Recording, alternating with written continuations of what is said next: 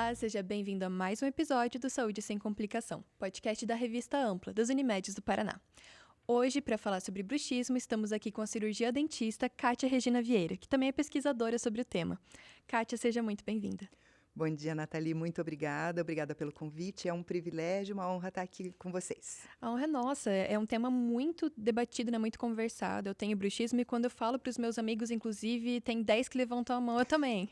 Então, eu acho que é até legal a gente começar falando, primeiramente, o que é o bruxismo? Tá, então, antes de falar o que é, vamos falar o que não é, tá Certo. bom? Então, o bruxismo não é mais entendido como uma doença ou como uma patologia, né? Se a gente for olhar a definição científica sobre bruxismo, a gente vai entender que bruxismo é um comportamento da musculatura mastigatória, tá? Então, isso pode acontecer tanto durante o sono quanto acordado, mas é um comportamento de contração da musculatura mastigatória em momentos que não são funcionais. O que eu quero dizer com isso? O momento que você não está mastigando, não está falando, não está engolindo, que são os momentos em que a gente deveria contrair a musculatura mastigatória. E o natural é estar relaxado, né? Toda essa parte, assim, do rosto. Isso. O natural é que a musculatura mastigatória estivesse relaxada em todo o tempo em que a gente não está mastigando, falando ou engolindo. E o que leva a essa contração disfuncional? Então, o que leva à contração disfuncional é uma atividade no sistema nervoso central, tá? A gente, na verdade, o bruxismo não começa na musculatura mastigatória. Ele começa por um comando no sistema nervoso central. E isso pode acontecer por uma razão idiopática, ou seja, quando a gente diz que é idiopático, o que a gente quer dizer? Que a gente não sabe ainda a causa. Uhum. Tem muita pesquisa acontecendo sobre bruxismo atualmente, sabe, Nathalie? Porque realmente é uma coisa que está em alta prevalência na população. O bruxismo também pode ser secundário a algumas patologias. As mais frequentes para causar bruxismo são refluxo gastroesofágico, que também tem alta prevalência na população, apneia obstrutiva do sono e algumas patologias neurológicas, né? Distúrbios de movimento, parkinsonismo, também podem provocar bruxismo. Mas essa é a minoria da população que tem bruxismo. A grande maioria da população que tem esse bruxismo que a gente chama de primário ou idiopático. Certo, que é aquele que a gente ainda não sabe a causa, então. Exatamente, que a gente não sabe por que o organismo dispara uma ordem para contração muscular fora de momento funcional. Certo. E ele tem, então, a gente tem ali bruxismo noturno, né, durante o sono, e o de vigília, né, que é quando a gente está acordado. Isso mesmo. E para eles, a gente já sabe se tem alguma diferença nas causas ou ainda não se sabe? A gente sabe sim, alguma coisa a gente sabe. O bruxismo do sono sempre foi muito mais pesquisado do que o bruxismo em vigília, tá? O bruxismo em vigília tem sido mais estudado nos últimos anos. Sobre o bruxismo do sono, a gente tem muito mais informação. Mas o que a gente sabe é que eles são, embora tenham o mesmo nome e a mesma manifestação, que é a contração muscular, são, fisiologicamente falando, o processo que acontece no nosso organismo, eles são totalmente diferentes. O bruxismo do sono, ele está mais associado a causas idiopáticas, né? A movimentos que a gente não entende ainda muito bem por que acontece. E o bruxismo em vigília, ele tem muito mais componente comportamental. Em que sentido? No sentido de depressão, ansiedade, estresse, causam uma hipervigilância muscular e a pessoa passa a apertar ou contrair a musculatura. Essa é uma informação legal também. Bruxismo, embora a gente ligue bruxismo a ranger dentes, nem sempre ele se manifesta como ranger dentes. A gente não fala mais em bruxismo em termos dentários, a gente fala em termos musculares. O que eu quero dizer com isso? Né? É que o músculo pode estar contraído mesmo sem contato dentário. Como? Nossa! Tem pacientes... essa é uma boa pergunta. O bruxismo em vigília, principalmente, isso acontece. Certo. Tem pacientes, por exemplo, que contraem a língua, empurram a língua contra o céu da boca. Entendi. Os dentes continuam afastados, mas toda a musculatura mastigatória está em estado de contração.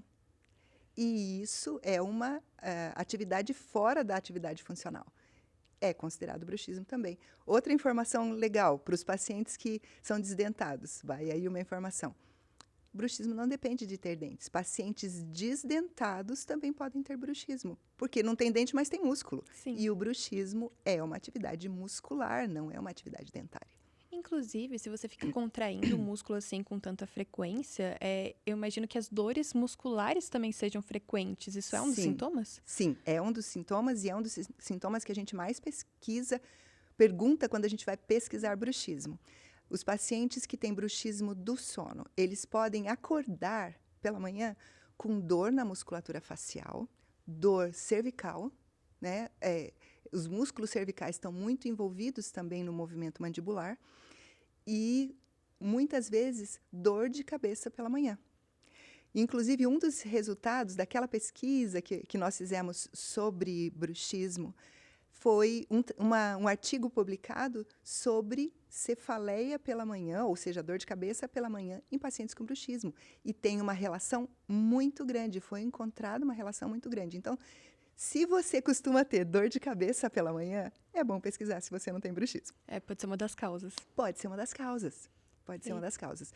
Já o paciente que tem bruxismo em vigília, ele vai ter essa dor muscular, essa cefaleia, no final do dia.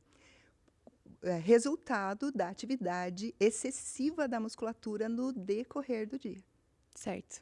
Então, muitos pacientes que têm bruxismo em vigília, eles têm problemas da musculatura cervical, precisam acompanhamento, inclusive com fisioterapia, para fazer relaxamento da musculatura, além de trabalhar com o hábito da contração muscular, tem que ensinar essa musculatura a relaxar, para resolver problema de dor. Porque não tem um medicamento, alguma coisa que você possa tomar, pronto, não tem mais bruxismo, né? É uma questão ali, então, por exemplo, de vigília de hábito.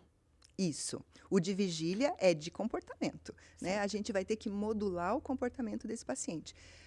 E o tratamento de bruxismo, essa é uma coisa importante a dizer, sempre ele vai ser multidisciplinar. Sempre, né? Então, a gente tem um grupo de pesquisa de DTM, bruxismo, na Federal, e ali trabalha fisioterapeuta, dentista, a gente aciona médico, psicólogo, sempre que necessário. A medicação para bruxismo, ela sempre é sintomática, né? Eu vou prescrever um relaxante muscular, geralmente de ação central, se necessário. Eu vou encaminhar para o psiquiatra para uso de antidepressivo, ansiolítico, se necessário, né? Vou encaminhar para um fisioterapeuta para trabalhar com musculatura cervical. A musculatura mastigatória, até nós como dentistas podemos trabalhar. Nós temos um protocolo de exercícios que a gente ensina para os pacientes, mas a musculatura cervical está fora do nosso escopo. Uhum. Dentista não trabalha com cervical. Então, a gente trabalha em parceria com fisioterapeutas que são especialistas nessa área. Especialistas em musculatura cervical, musculatura mastigatória, cefaleia. Existe fisioterapia para tudo isso. E isso tanto para o bruxismo de vigília quanto do sono? Tanto para bruxismo de vigília quanto para bruxismo do sono. O que acontece? Quando o paciente vem com uma queixa de bruxismo, ou a gente avalia o paciente, um paciente clínico, vamos dizer um paciente clínico. Eu estou no meu consultório avaliando um paciente que veio por outro motivo. E eu vejo sinais e sintomas de bruxismo nesse paciente, então a gente procede com uma anamnese com esse paciente. Essa anamnese vai nos dar as informações que vão nos dar o caminho a seguir com esse paciente depois. E o bruxismo, então, ele não tem cura, digamos assim? Não tem cura. A gente não pode falar em cura de alguma coisa que a gente não considera doença, né, certo. Nathalie? Então, a gente fala em bruxismo, a gente fala em controle, não em cura. Se o bruxismo for secundário, digamos, é um paciente que tem apneia do sono, ronco. E por que o paciente que tem apneia tem bruxismo? Porque durante a queda da oxigenação durante o sono, né, na apneia, esse paciente faz uma movimentação da musculatura, é um mecanismo protetivo, veja como o nosso corpo é. Se, por um lado, o bruxismo pode ser deletério, né, pode ser ruim para o organismo, porque desgasta dentes, faz excesso de tensão na musculatura, por outro lado, ele pode ser protetivo. No paciente com apneia do sono é um caso desse. O paciente cai a oxigenação, ele aumenta a frequência cardíaca em consequência disso, Como resposta, o organismo faz uma movimentação mandibular e o paciente, nessa movimentação, abre a via respiratória e consegue respirar de novo. Nesse caso é protetor, então. Exatamente. Se for durante a avaliação eu tiver uma suspeita de que esse paciente é um paciente apneico, eu encaminho para um médico do sono. Aí vai fazer o tratamento da apneia do sono, a resposta imediata ao tratamento da apneia do sono é a diminuição do bruxismo. Certo. Né? Então, nesse caso, a gente fala em tratamento. No caso do refluxo gastroesofágico, o mecanismo é bem parecido. Também o bruxismo é protetivo. Durante a acidificação da boca que tem no refluxo, a movimentação muscular aumenta o fluxo salivar, o paciente engole a saliva e devolve essa acidez para o estômago. E, nesse caso, um mecanismo protetivo. Essa acidez não deveria estar na boca. Né? Tratando o refluxo gastroesofágico com médico, gastroenterologista, claro, o paciente vai ter uma melhora do bruxismo também. Tá? O que a gente faz no bruxismo que não é secundário? A gente faz o controle de danos. Né? Então, quais são os danos que esse paciente está sofrendo? A paciente veio no meu consultório, ele nunca teve dor por causa de bruxismo, mas tem um desgaste dentário que está consumindo os dentes dele. Muita gente que quebra o dente, né? Que vai vendo lascado. Isso é muito frequente no tipo de bruxismo, que ao invés do paciente ranger os dentes, ele aperta os dentes. O apertamento faz uma força excessiva em um ponto único do dente. E aquele dente, uma hora, não resiste e fratura. Né? Então, para esse paciente, a gente vai modular a força mastigatória, a gente vai passar exercício de relaxamento, mas a gente vai colocar uma placa. Hoje em dia, a gente chama essa placa de dispositivo interoclusal. É um dispositivo que fica entre os dentes superiores e os dentes inferiores. Para o objetivo do dispositivo, proteção dos dentes. Então, ele não vai... que nem a gente estava falando, né? Não é uma doença, então não tem tratamento, não tem cura. Ele não vai reverter, né, o bruxismo. Não. Ele vai só amenizar os sintomas. Isso. Ele vai proteger as estruturas orais, tá? Então, quando você ranger, daí, no caso, não vai ter esse contato para ter o desgaste, quando você ranger ou apertar. Exatamente. Quando você ranger ou apertar, você vai fazer isso em cima do acrílico, né? O acrílico tem uma dureza, aí vão as propriedades físicas, né? A dureza do acrílico é menor do que a dureza do dente, então o acrílico vai sofrer um dano, mas o dente não. E quando o paciente faz bruxismo do sono e um bruxismo por deslizamento, né? A gente fica com as marcas na placa. A placa sofre um desgaste nos lugares aonde o dente está tocando nela e deslizando. A gente precisa fazer controle permanente dessa placa para verificar se a altura está adequada, se... Então, trocar eventualmente, né? Se tiver desgastada ali em algum lugar, trocar. Sim, a placa não pode ser para sempre. Quanto tempo, mais ou menos, que é necessária a troca? Depende da manutenção que o paciente dá na placa, tá? Então, se o paciente faz uma boa higiene da placa, mantém ela tranquilinha, vem a cada 6 meses para a gente fazer controle, esse é o protocolo, tá? Uhum. Desculpe. Imagina. O protocolo 6 meses, o paciente vem, a gente reavalia a placa, vê se está tudo em ordem, se está bem adaptada, se a musculatura está em relaxamento, se todos os dentes estão tocando por igual na placa. Isso é importante para o conforto da musculatura. E a gente avalia se essa placa vai precisar de troca ou não. Então, o paciente que está com placa de bruxismo, ele não vai colocar a placa e sumir do consultório. Né? Ele vai continuar vindo para fazer controle. O paciente deveria vir a cada 6 meses mesmo para fazer a prevenção odontológica normal. Né? Quando vem para fazer a prevenção, a gente faz o controle da placa também. É interessante, acho que até falar, tem placas, né, que a gente pesquisa no Google e encontra para comprar nos mais diversos sites. Essas placas, elas não são adaptadas ao formato do dente, né? E precisa ser, nesse caso, né, adaptado ao formato da boca de cada um da arcada dentária. Isso. O dispositivo interoclusal, eu costumo brincar com meus pacientes que ele é alta costura. Ele é feito sob medida para cada paciente. Esses que você compra na internet e tal, eles têm vários problemas. Primeiro, eles não estão adaptados àquele paciente. A estrutura dental dele, a estrutura mastigatória. A gente tem que lembrar que dente não é um elemento isolado. nós temos 2 arcos e eles têm um jeito certo de se relacionar entre si. Quando você coloca a placa no meio, a gente tem que manter essa relação que teria normal entre os dentes superiores e inferiores, a gente vai manter com a placa.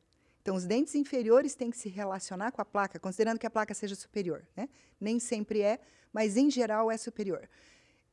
Os dentes inferiores têm que tocar na placa do mesmo jeito que eles tocariam nos dentes naturais. Para a relação oclusal do paciente, muitas dessas placas são de um material macio, silicone ou coisa semelhante. O silicone na boca, ele funciona como se fosse um chiclete. Você colocou uma placa de silicone na boca do paciente, ele inevitavelmente vai apertar em cima. Tá? Então, as placas para bruxismo, elas precisam ser de acrílico rígido, para que elas não induzam mais atividade muscular. Porque Certo. senão elas vão induzir mais atividade muscular. E as compradas são sempre ali... É difícil você ter uma placa comprada que seja rígida, porque ela não vai adaptar na boca de todo mundo. Sim, Ela vai ter que ser soft, ela vai ter que ser macia. Né? faz sentido. Então, aí já tem mais um fator para a gente desconsiderar a possibilidade de usar esse tipo de placa. Além da placa, a placa a gente vê que é um fator protetivo para as estruturas bucais, certo? A gente pode trabalhar também com medicamentos, né? Medicamento relaxante muscular. Muitos pacientes com bruxismo, a gente inicia o tratamento com um protocolo usando relaxantes musculares, especialmente relaxantes musculares de ação central. Por quê? Porque o bruxismo, o início dele, onde ele começa, é no sistema nervoso central, né? Então, não adianta um relaxante muscular periférico, ele não vai ter uma ação boa no bruxismo, ele tem que ser um relaxante muscular de ação central. E um relaxante muscular de ação central tem que ter prescrição, né? Então, às vezes a gente encaminha esse paciente, é um paciente que tem bruxismo em vigília e eu tenho uma suspeita que está relacionado com ansiedade. Então, encaminha para um médico para avaliação da ansiedade, para diagnóstico, para tratamento adequado dessa ansiedade. Por isso que eu falei que não tem tratamento de bruxismo que não seja multidisciplinar. Ele tem que ser multidisciplinar, tem que ser uma parceria entre o otorrino, o médico do sono, e o dentista, e o fisioterapeuta, e o psicólogo, entre o gastroenterologista e o dentista, o fisioterapeuta, o psicólogo, entre o psiquiatra, o dentista, o fisioterapeuta, o psicólogo, né? Então, é um tratamento multidisciplinar. E quando a gente fala ali, por exemplo, do bruxismo de vigília, tem fatores, então, de estresse, ansiedade, que podem estar relacionados, né, como causa. Sim. Para o bruxismo noturno, isso não é verdadeiro? Não, não é verdadeiro. A gente conduziu uma pesquisa no Hospital de Clínicas há alguns anos, um pouco antes da pandemia, e o nosso objetivo era ver exatamente isso. Se existia relação entre depressão, ansiedade e bruxismo. E como pesquisa é um negócio complicado, cheio de detalhes, eu vou direto à conclusão do estudo com vocês. A conclusão do estudo foi a seguinte: o bruxismo do sono, ele não sofre influência de depressão e ansiedade, e o nosso estudo só confirmou o que outros estudos já tinham dito antes. Bruxismo do sono não tem interferência de depressão, ansiedade, porque a ação dele vem do sistema nervoso central por outra via que não a via da depressão e da ansiedade. Então, é um mito, né? Que a gente ouve bastante, que todo bruxismo é associado à depressão, ansiedade, então... Isso aí. Isso está no senso comum. As pessoas falam isso. Eu estou muito ansioso, por isso que eu estou rangendo os dentes. Se for durante o sono, isso não é necessariamente verdade. E daí a maior parte das causas não são conhecidas, né? Exatamente. O bruxismo em vigília, por outro lado, né, como resultado da nossa pesquisa, nós avaliamos os dois, tanto o bruxismo do sono quanto o bruxismo em vigília. Tanto depressão quanto a ansiedade têm uma relação, sim, com o bruxismo em vigília. Esse que a gente faz durante o dia, quando a gente está acordado. E o bruxismo em vigília é muito pouco conhecido. A maior parte das pessoas, quando pensa em bruxismo, já pensa, está rangendo os dentes quando dorme. No entanto, toda a atividade muscular, mesmo acordada, que não seja funcional, ela é considerada bruxismo. Então, se você está aí conversando comigo e você está encostando os seus dentes, mesmo que você não esteja apertando, isso é bruxismo em vigília. Que é natural eles não estarem encostados. O natural, a posição de relaxamento da musculatura mastigatória deixa um espaço entre os dentes superiores e inferiores de 2 a 3 milímetros, né? A língua acomodada na posição dela, que é o dorso, né? O meio da língua abaixado, a ponta da língua no céu da boca, né? E os dentes levemente afastados. Quando você contrai a língua e coloca ela em outra posição, tá? Com a ponta da língua empurrando os dentes, tá? Com a ponta da língua sugando contra o céu da boca, tá contraindo essa musculatura, né? Mesmo sem contato dentário, isso também é bruxismo. Certo. Porque o bruxismo não é contato dentário, é atividade muscular, né? E esse bruxismo durante a vigília tem realmente uma grande relação com depressão e com ansiedade, mas especialmente com ansiedade. E qual que é a diferença, assim, do bruxismo em diferentes idades? Uma criança pode ter bruxismo? Uma criança pode ter bruxismo. O que a gente vê quando fazem estudos populacionais, né? O nosso estudo não foi um estudo populacional, nosso estudo foi um estudo com uma população direcionada. Nós trabalhamos só com pacientes depressivos e ansiosos contra pacientes não depressivos, não ansiosos. Mas o que a gente vê em estudos populacionais, aqueles que avaliam a população geral, é que existe uma prevalência maior de bruxismo na infância. E especialmente o bruxismo do sono, tá? Como o bruxismo tem um comando central, né? O que se suspeita é que possa ter a ver com a imaturidade do sistema nervoso central e que, por isso, essa prevalência vai diminuindo com a idade. As crianças podem ter bruxismo. O bruxismo na infância é mais comum do que na idade adulta e do que nas idades avançadas. Tá? Entendi. E, no caso do bruxismo na criança, a gente só interfere se esse bruxismo estiver causando efeitos deletérios na boca. Dor, desgaste. Exatamente. O desgaste, especialmente se a criança tem dentes de leite, os dentes de leite, eles têm um grau de calcificação menor que os dentes permanentes. Então, eles são mais sujeitos a desgaste. E se a gente deixar solto um bruxismo numa criança, pode provocar desgastes muito importantes. Eu já tive caso no paciente, eu sou odontopediatra, a minha primeira formação na odontologia é odontopediatria, e eu já tive paciente que veio no meu consultório para avaliação odontopediátrica normal e chegou lá e tinha metade da coroa dos dentes só, porque essa criança tinha um bruxismo assim, muito exacerbado. Então, para essa criança, a gente faz um mecanismo de proteção. Mas a gente tem que se lembrar que a criança é um ser em crescimento. Então, o dispositivo que a gente usa para a criança não é o mesmo que a gente usa para o adulto, porque a gente tem que considerar que o dispositivo do adulto é um dispositivo rígido e que vai travar o crescimento da criança. Então, tem que ser um dispositivo diferente. Certo. Mas existe muito bruxismo em crianças, mas, graças a Deus, muito poucas crianças que têm efeitos negativos muito importantes. Uhum. Em geral, isso a gente acompanha sem grandes prejuízos para a criança, sem precisar muita intervenção da nossa parte. Mas existe, sim, bruxismo em qualquer faixa etária. Como eu falei, um paciente desdentado pode ter bruxismo. E qual que é a prevalência na população em geral?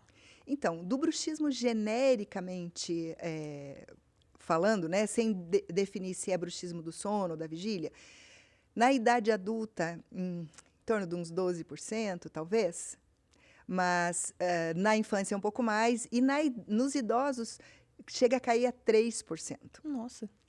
Vai caindo com a idade, tá?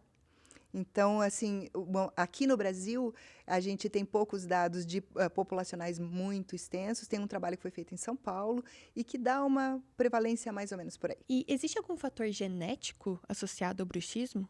Então, essa é uma boa pergunta que ainda não tem resposta. Justo. Ainda está sendo pesquisado. Tem um Instituto do Sono de São Paulo, vinculado à USP, que tem feito estudos a respeito disso. Foram encontrados alguns marcadores genéticos que podem estar associados ao bruxismo, especialmente ao bruxismo do sono, né? Mas ainda é um trabalho em andamento, sabe, Nathalie? Então, a gente não tem uma resposta definida para isso. O que a gente observa no consultório? A gente observa que, de repente, uma família que os pais têm bruxismo, a criança tem uma tendência a ter bruxismo. Isso é uma observação clínica que não tem relevância científica. Porque né? Podem ser casos isolados. Podem ser casos isolados. Então, é necessário ainda mais estudo a respeito. Os estudos estão sendo conduzidos e eu espero que logo nós tenhamos mais respostas a esse respeito, mas até o momento existe uma suspeita de que possa haver uma interferência genética, mas a gente não tem uma confirmação. E hoje em dia se trabalha com medicina baseada em evidências. Então, a minha resposta para essa pergunta sua, no momento, seria não. Porque não tem evidências. Porque não tem evidências. Certo. Tá bom? Perfeito.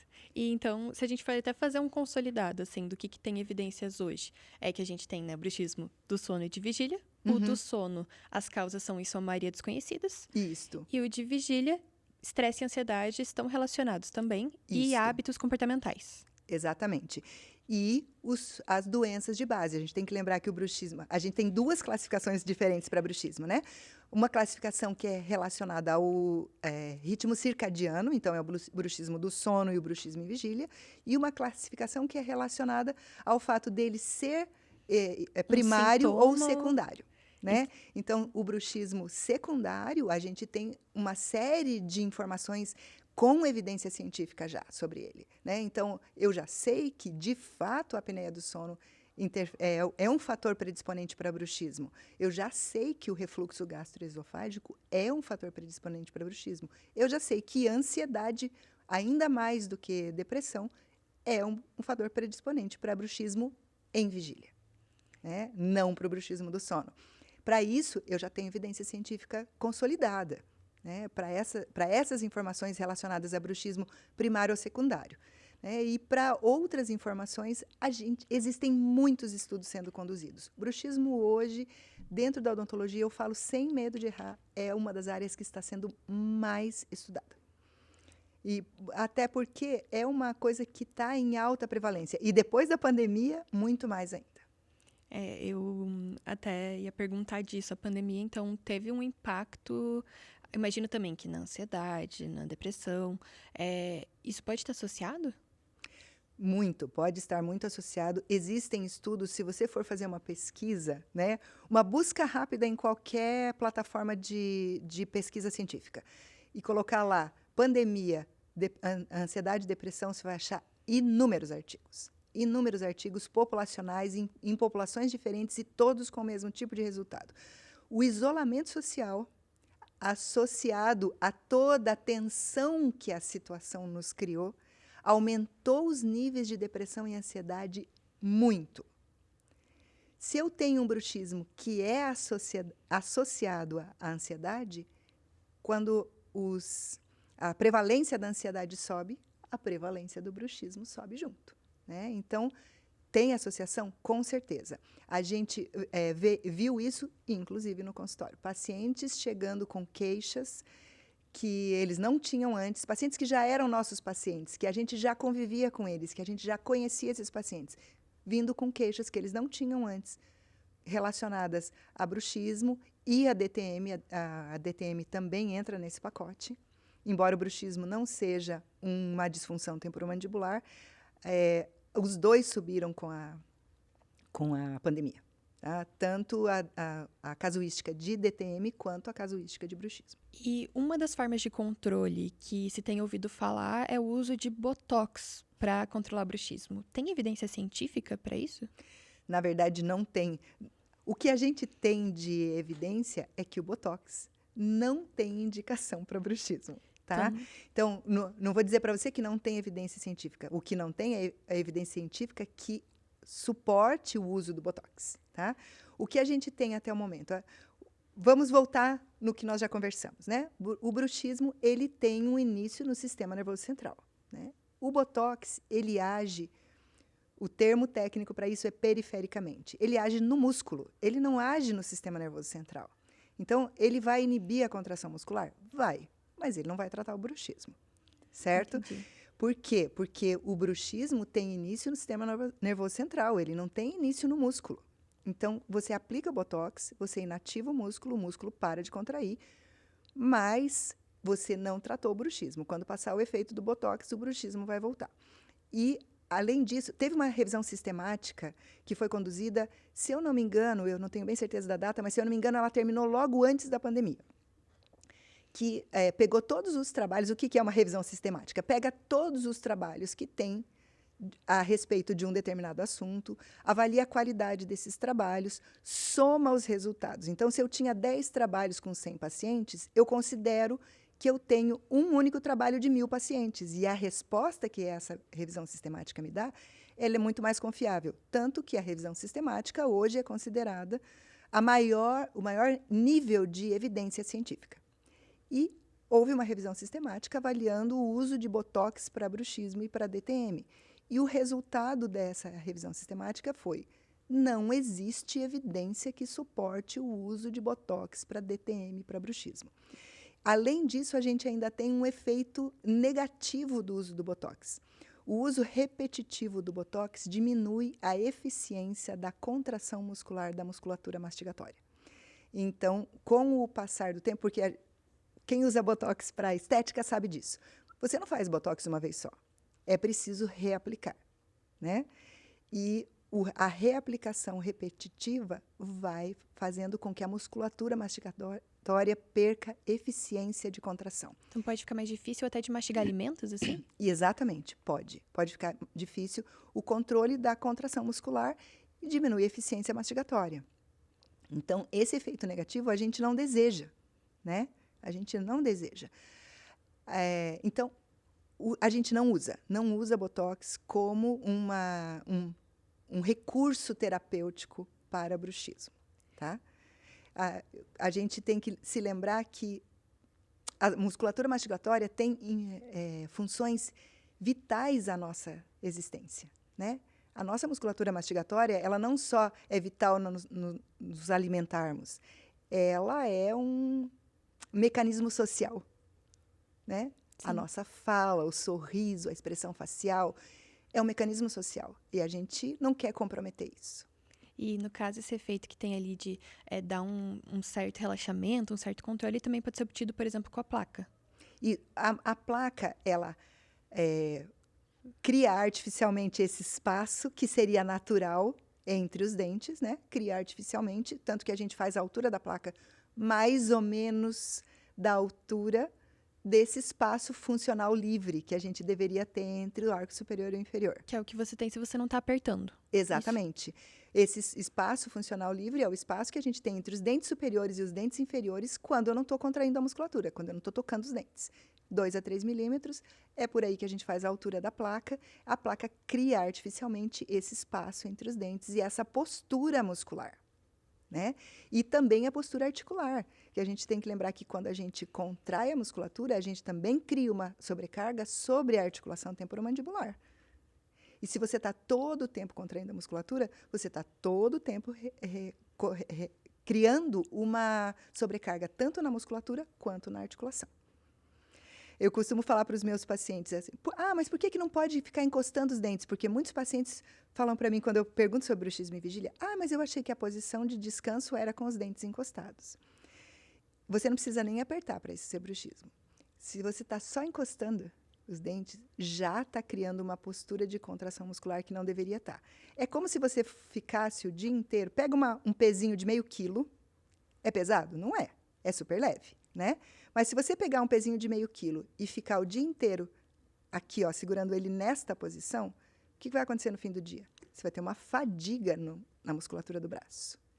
É isso que a gente faz com a musculatura mastigatória quando a gente fica tocando os dentes o tempo inteiro. Kátia, então, pra gente finalizar, eu queria fazer um bate-bola rápido com você das perguntas que são mais feitas, né, na internet sobre bruxismo. Algumas a gente abordou aqui, mas tem algumas mais específicas. Tá. A primeira é, quem tem bruxismo pode usar aparelho fixo?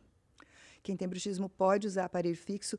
A gente tem que entender que tudo isso vai ser avaliado pelo ortodontista quando ele for fazer a indicação do aparelho, tá? Então, pode usar aparelho fixo. Talvez o dentista tenha que usar algum mecanismo protetivo nesse tempo em que o paciente está com o aparelho fixo, mas pode usar aparelho fixo. A movimentação dentária pode exacerbar transitoriamente o bruxismo, porque tira a musculatura da postura de equilíbrio que ela está, né? Quando a gente muda a posição dos dentes, a gente muda a maneira como os dentes superiores e os inferiores se relacionam, a gente está mexendo com a musculatura também, né? Então, isso pode transitoriamente interferir no bruxismo. O ortodontista está preparado para lidar com isso. Tá? Mas é algo temporário ali também. Isso. Uma coisa que, se você for pesquisar, você vai ver, existem várias pesquisas sendo conduzidas hoje sobre a exacerbação do bruxismo com o uso de alinhadores. Porque os alinhadores, algumas marcas de alinhadores, eles têm aquela textura do silicone. E o paciente passa a ter a tendência de apertar em cima dos alinhadores. Como um chiclete, né? Que Como você um falou chiclete antes. que eu falei antes, tá? Então, os alinhadores têm um efeito mais negativo parece ter um efeito mais negativo sobre o bruxismo do que o aparelho fixo em si, tá? Então, tem muitos estudos sendo conduzidos, como a tecnologia dos alinhadores não é tão antiga, então os estudos estão sendo conduzidos agora, mas os primeiros resultados parecem induzir o nosso olhar para esse lado. Pode colocar faceta de resina tendo bruxismo? Mais uma vez, vai da avaliação do dentista que vai fazer a faceta. Existe como que eu vou dizer, uma proibição categórica. Não, quem faz bruxismo não pode fazer faceta de porcelana ou de resina. Não existe. O dentista que for facetar os dentes do paciente vai ter que lidar com o bruxismo dele também. Então, o que geralmente é feito? O paciente que tem bruxismo vai facetar os dentes e vai ter que usar placa para evitar fratura, desgaste. Se for resina, a resina vai desgastar com o bruxismo. Se for porcelana, ela vai fraturar, né? Se o bruxismo não for levado em conta na equação na hora que for fazer a reabilitação estética do paciente. O bruxismo não é um fator que proíbe categoricamente a confecção de facetas de resina ou de porcelana, mas precisa ser levado em conta na equação quando o dentista reabilitador for fazer o planejamento. Até para fazer uma placa ou algo assim, se precisar. Exatamente. Para poder proteger essa reabilitação, porque senão, dependendo do grau de bruxismo do paciente, a reabilitação sofre riscos, né? Está em risco. Kátia, muito obrigada pela nossa conversa. Acho que esclareceu muita coisa. E a gente também desmistificou essa questão da ansiedade e da depressão associadas ao bruxismo do sono, né? Que é tão comum ouvir falar. Sim. Então, muito legal saber das evidências científicas sobre o tema. Muito obrigada pela presença. Eu que agradeço o convite. Espero que essas informações tragam luz sobre uma coisa que é tão comum ocorrer na população, né? Eu agradeço muito o convite. Perfeito. Muito obrigada, então, Kátia. Muito obrigada a você que nos assistiu. Até a próxima.